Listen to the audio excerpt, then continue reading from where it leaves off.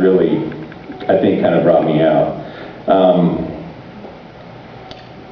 As Dave and Trish mentioned, there weren't a lot of people at that time that were helping out.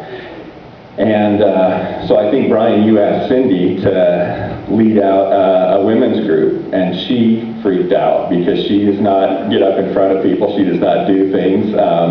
She likes to be involved, but a participant. And so God was working on us during all of this time, and He was pushing Cindy as well as Brian, pushing Cindy out of her comfort zone.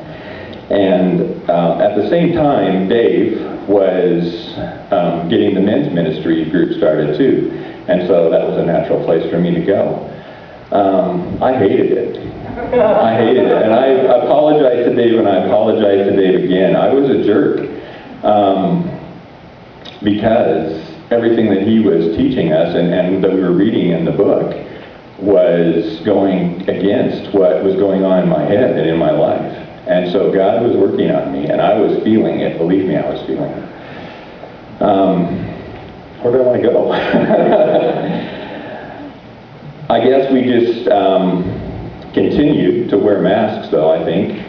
Cindy, I think, was starting to take hers off, but I was hanging on to mine securely.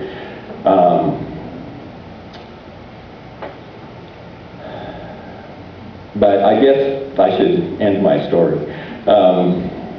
I guess that chapter in our lives, what that really was doing is, I see as we look back now, is God was just moving us to where we needed to be. He certainly wasn't finished with me. He was just putting me in a place that I needed to be for the trials that were going to come.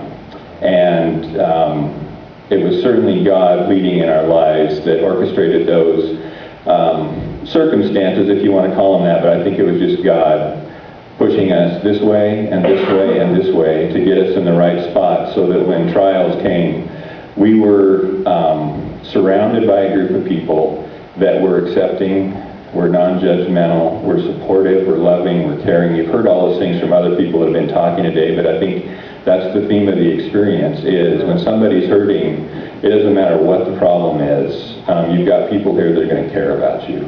And that's why we stayed. That's why we love this place. I don't know what else to say. You left me nothing else to say. But you did a great job. I don't know if we could add anything. I'm just going to ask you a question, because you haven't said anything, and you said that Ed was the one who talked, and I told you that you had to tell your own story too. So I have to ask you, if you could describe where you were spiritually before, and then God took you on this journey, where are you spiritually now? Where's your heart now? I've been emotional by the music here all morning, because it's really, every time I come, the music speaks to me, and so I'm kind of on edge because of a lot of things that happen in this room that you don't know about. And you come and you think everybody seems, fairly okay, they've got their issues, but it's not a big deal. But the more you get involved in other people's lives and hear the stories and find out where they've been, God is working so hard with this church, with this body. This is a place where you can break down, crumble down into nothing. And you think you're worthless, but you're not. And God finds that piece of you that He can work with again, and finds a group of people that can love you again. And that's where we were. We needed that, and we didn't even know it. We didn't even know how badly we were suffering without it. And I just think that that's where I am now, is that, I can look at people for who they are instead of what I think I want them to be, and how they're going to fit in my life. That's not what we're about. We're not about fitting into how you're going to work with me, but how can I help you? What can I do to make you have a better relationship with God, who loves us all so much? Amen. Thank you.